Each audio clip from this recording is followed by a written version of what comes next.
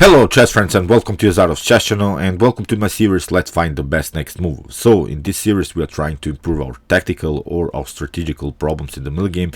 Here in this series I always set up for you 5 examples, 5 tactical or 5 strategical problems in the middle game, and I think in this series you can really improve your theoretical, tactical and strategical knowledge in the middle game or in the later stage of the end game. So these are sort of tutorials of these problems that can happen you most of the times in your own games.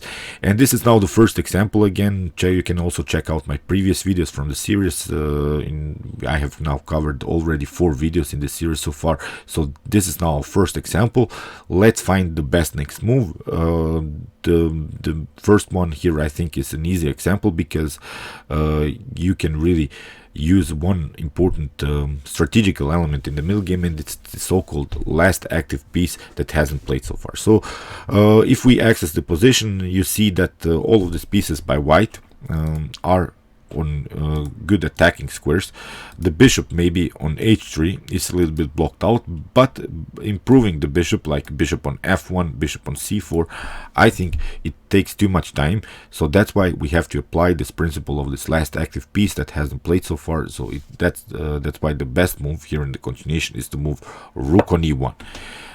You have to include all of your attackers in the game, because you cannot just participate with these 4 pieces. If you don't play active, black can regroup, can play something like knight on c6, maybe get a nice square for the knight here on d8, which would be a good defensive square. Then the knight covers the e6 and also this f7 weaknesses.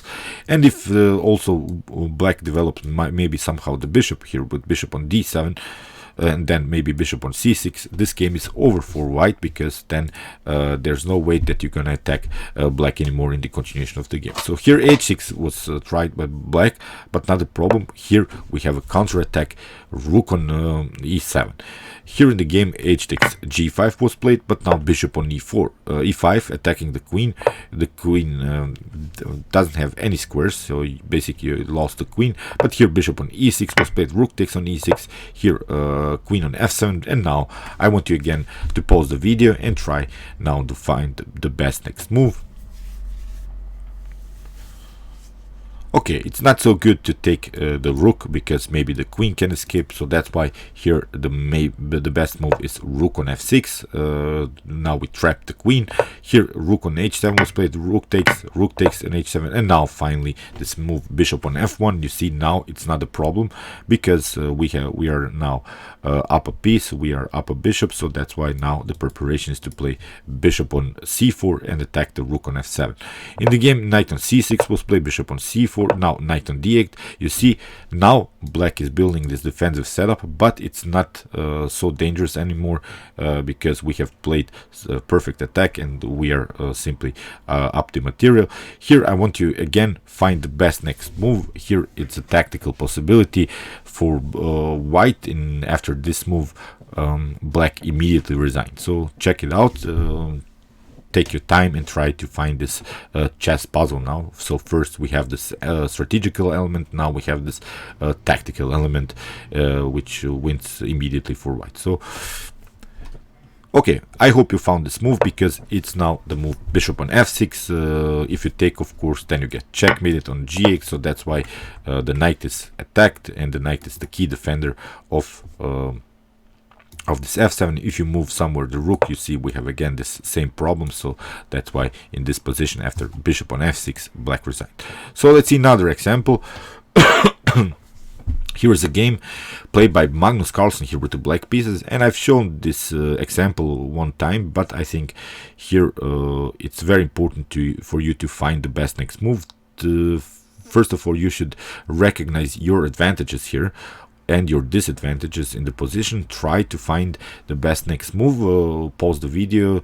Please don't use engines. If you use engines, then you cheat on yourself, basically. Here I think you have a good strategical move, which leads into a complicated game. I think for white it's not a huge tactic, you don't have to calculate so much here, but here really the best next move is the move e4, which was played by Magnus Carlsen. So here you should have realized that you have a very nice outpost of the knight on e3, and when you have an outpost, you don't want this outpost to be challenged, so that's why you have to get rid of the only piece that can challenge your knight on e3, and that's the bishop on c3. So that's why here Magnus Carlsen played the move e4, really giving up a pawn, but just in order here to have this very nice outpost on e3 after here d takes e4, we have bishop takes on c3, here we have rook takes on c3, and now if we evaluate the position, white has really the dark square problems. This bishop is blocked out by its own pawns, so this bishop is evaluated basically like a pawn. It's not a bishop, it's a pawn, and it cannot participate in the game at all. Now we have the possibility to play queen on e5, queen on d4, attacking the dark square problems that black has in the continuation. So let's see how Magnus continued. Queen on e5, as said, we have rook on c1, now rook on a8, here a3, h3 was played to get some kind of a breathing space, but now h6, very nice, and now king on h2, and now queen on d4. You see how it is now easy to find the best next moves for black, because black has the domination here in the center. In the game, queen on e1 was played, but now queen on b2, very nice, bishop on f1, and now rook on a2. Here it's a perfect game here for black, because we have now an attack against the g2. This f1 bishop is really bad, and now this rook is also attacked, so that's why rook on c2 played by Karyakin, but now queen on, rook on a1, and in this position Sergei Karyakin resigned. You don't have good checks, you have only one check, but again we can escape, and this bishop is lost, so that's why here it was a completely winning endgame here for Magnus Carlsen. So you see how important this knight on e3 was. That's why this pawn breakthrough to trade off the dark square bishops was a really nice strategical moment here played by Magnus Carlsen, getting use of the outpost, and won this game very easily. So let's see now another example. Here it's a tactical problem that you should solve. In the last move, black tried here b5 to deflect this bishop, because this bishop is very powerful, aiming here on the light squares against black's king. And the problem is we want to stay with this bishop on this light square diagonal. Again, pause the video and try to find the best next move. So here we have the principle of the counterattack. Try not to retreat with the bishop, try to find better continuation. So in this first example,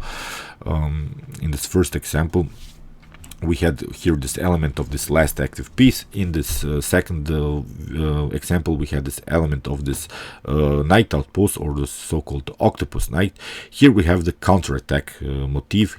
Try to find the best next move, and I think it's not so hard, but it's really a great move, I think, by white that was played here, and it's the move bishop on c3, creating a counterattack, because now the immediate threat is to play queen on h6, and it would be game over. So getting use of this dark squares now, because the bishop is still on this light square, so the king cannot escape. We're using now this extra tempo. Here h5 was played by black, and now we have rook on d6. You don't have to play it immediately, you can try immediately to crack the position here, but in the game rook on d6 was played by white. Very nice move. After c takes d6, we have now g takes h5, we have g takes h5, but now comes the problem. We have bishop takes on g7. So now the position gets opened for the rook, which is a very nice attacking piece in the game. King on g7 was played, and I hope you realize that this bishop is still attacked, so we didn't react. So when you get attacked in chess, you should always first consider the option of the counterattack, not to retreat. Most of us would play something like bishop on d3. You see white in this particular game stayed with the bishop on c4 to the end, because he created another tactical threats. Now after king on g7, we have now very nice move, knight on f7, discover check, knight on g6, but now rook takes on g6, very nice, king takes g6, now f5. You see how it is easy to find the best next move. King on f6, we have queen on h4, rook, king takes on f5, queen on g5, we have king on e4, knight on d6, we have king on d4, and here you can try to checkmate black in one. I hope you found this move, because it's c3 and it's game over here. So great attacking game. You see we didn't retreat after the move b5. it was very important to stay with our bishop on c4, creating this counter attack with bishop on c3, activate another piece in the attack because the pawn structure around black's king was too much weakened, and now we had this great tactical possibility. So let's see now another game. I didn't come to this particular moment. I know which moment it is. Okay, here black tried in the move, in the last move f6, try to find again the best next move. First of all, again, consider your options here. Try to see where you have the advantages, where are disadvantages. We have, of course, the advantage of this advanced pawn on d7, but you see black has built a powerful blockade. White cannot promote so far, so it is very important to include now other attackers in order to support the pawn on d7.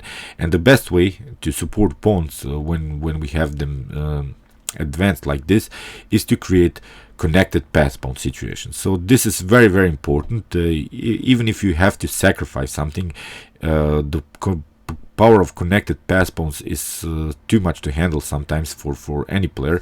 So in the game here, it was a gameplay by Vladimir Kramnik with the white pieces. Try to find, as I said, the best next move, and I hope you found this great tactical shot. It was the move rook takes on h7. After king takes on h7, we have now g takes f6. Now we have another pass pawn here in the game. E takes f4 was played, but now e5. You see, we connected now 3 pass pawns. Now the threat is to play e6, e7, and then e8. In the game, king on h6 was played, but now knight on f4, getting another attacker. You can maybe sacrifice the bishop, but it's not a problem. We can simply take this bishop, still covers here this pawn. If you try to take, maybe then again we have we can, I think, even take and then go further with this pawn. So in the game, rook takes on e5 was played, but now here f7. In this position, black resigned because you cannot play rook on f5, getting behind this pawn. So this was again a great tactical shot by the legendary Vlad. Here rook takes on h7, connecting the pawns. Great tactical motif. So here is your last example. We have position by David Bronstein with the white pieces. Again, I want you to pause the video and try to find the best next move. I think it's maybe a little bit tough, but you should again see the position, try to evaluate the position from a pawn structure point of view, try to see where the weaknesses in your opponent's position, and I think after solving these problems you can find this next tactical shot very easily. So okay, in the game David Bronstein played this very aggressive rook takes on c5, because the key defender of dark squares always can be a minor piece. So this bishop can maybe sometimes get some kind of a defensive setup here on f8 and defend the dark squares if we sacrifice everything, but the knight is also a very nice defensive piece here. So that's why after rook on c5, knight takes on c5 was played, but now knight on f6. You see how many problems around dark squares black has here. After king on h8, we have queen on h4. Now there is this threat to play immediately queen on h7 checkmate, so that's why queen on b5. Okay, not a problem. King on e3, and now h5. Again, I want you to pause the video and find the best next move. So you cannot lose time anymore here, because if black regroups, then you won't win the game. So that's why here knight on h5, very important. Here after queen on b3 was played. Here if you try queen on d3, again I think we can escape. Nothing special has happened because you don't have any more checks. So that's why in the game queen on b3 was played, but here after a takes b3, knight on d5, another problem. We have even king on d4. Knight on e6 was played, simply take. Knight takes on knight takes on g5, but now knight on f6. We don't want to lose our knight now anymore, because after king on g7 we have queen on g5, and this is now a completely winning endgame here for white, because we are up the extra piece. In the game, rook from f to d8 was played, but now even e6. You see how powerful this king is now in the center. After f takes e6, king takes on e6, no checks are possible against the white's king. Rook on f8, and now d7, a5, now knight on g4, we have rook on a6, but now king on e5, and still the game was prolonged, but I hope you realize this is now completely winning. Let's see. Okay, let's see the continuation to the end. Here rook on f5, we have queen takes on f5, g takes f5, and now queen on d8, the promotion. Okay, you can take the knight, but now we have queen on d7, king on h6, queen takes on b7 was played, and now rook on g6, and now f4 here by David Bronstein, and this is now completely winning. We have a pass pawn, we have the queen for the rook, so that's why in this position Lyubomir Lyubovich resigned here after the move rook on f4. It's basically game over. So okay, I hope you find this 5 best next moves. I think they were maybe too tough for you. I don't know how great in chess you are, but I hope I found you great examples, because these things can happen to you all the time.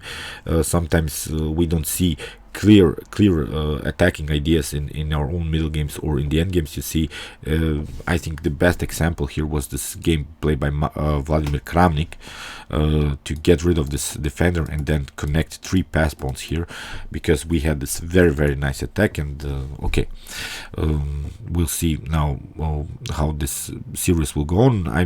I have now good comments by you. I hope you enjoyed this series, because I think this is very important for me to show you some great examples every day. I'll try to do this every day, and meanwhile you can watch my other videos from the series, from this Let's Find the Best Next Move series, and you can also watch my Basics in Chess series, in which I show you opening principles, middle game strategies, and the end game strategies. And you can also watch my Chess Tactics and Chess Puzzle series, in which I show you all of the possible tactical motifs that can happen in the chess game. See you soon with some more videos, and chess is the best, of course.